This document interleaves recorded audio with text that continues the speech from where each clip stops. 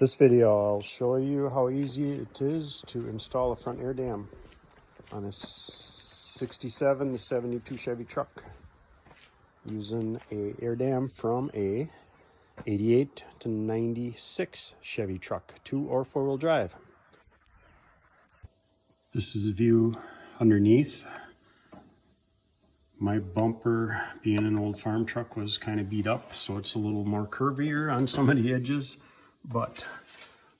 and I didn't care. It's not a chrome bumper, but I just drilled holes and used some of the factory mounts that were in the spoiler to mount through. The trickiest one was the center one.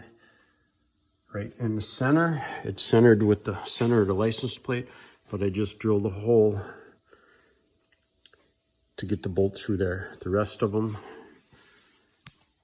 it sucked it up pretty tight underneath the bumper.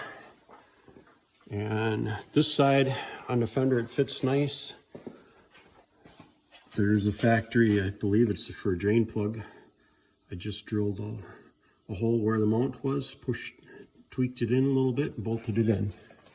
This side, because of the battery acid, is rusted out on my truck. So I just have temporarily a little sheet metal screw holding it in. I plan on replacing this fender or patching it. They make patch panels for this. But I'm pretty happy with the fit. The more bolts you use, the tighter you can get it to contour, and it kind of forms all the way along the bottom of the bumper. And my bumper is tweaked a little bit, but I'm sure a nice new or straight bumper would install and look a little better yet. This would be an air dam off a 96K 4-wheel drive where it has the tow hooks, but you could mount fog or driving lights there.